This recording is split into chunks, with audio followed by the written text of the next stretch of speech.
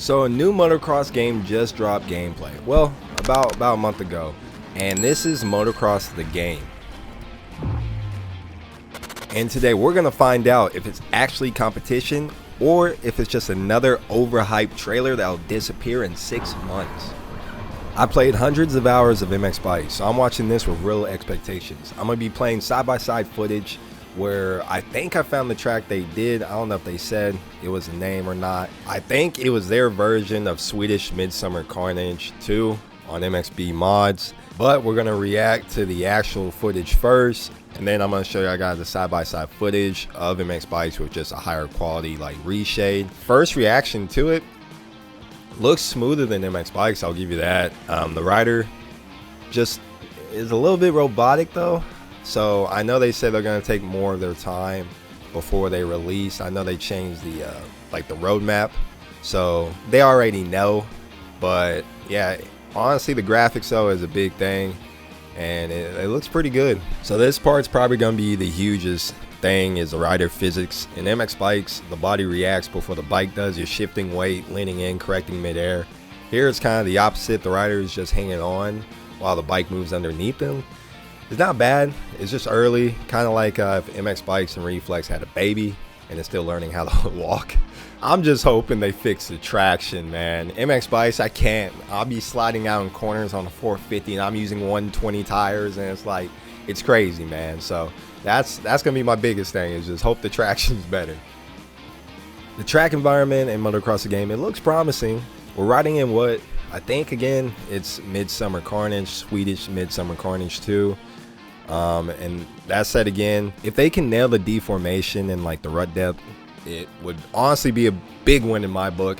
I think right here in the preview, they're just doing like pretty much no ruts or any deformation. It looks just pretty smooth and flat corners.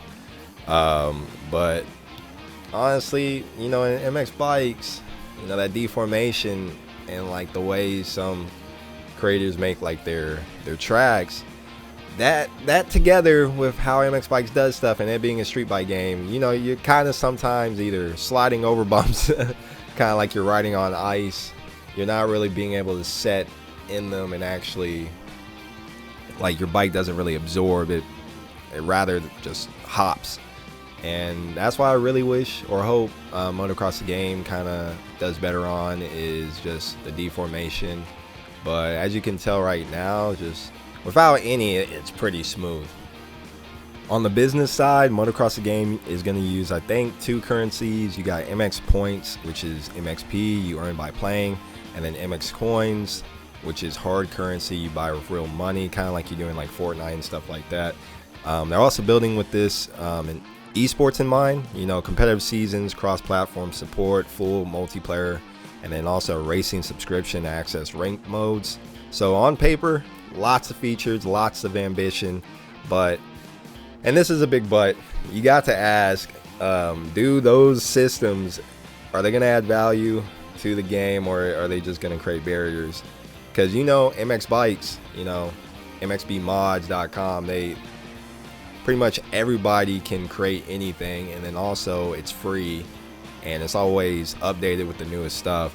So you got to ask yourself, do these systems, like, are they going to add value or create barriers? If the subscription or coin grind becomes mandatory, like to like stay competitive in like races, or like to even compete in pro races or amateur races, in my opinion, it's going to be a red flag, because the community even has spoke about, even the pros now in MX Bikes, having to buy pro tracks and stuff. And if you just got to spend more money on subscriptions, and then if we got to buy tracks, buy gear, buy all this stuff with currency, then it's just going to be a whole money grab festival. So now, don't get me wrong, I'm all for supporting community creators and modders. They're the reason games like MX Bikes even exist today. But when it comes to stuff like pro racing events or esports, that's where sponsorships would come in, I think, not players having to grind and like spend for it.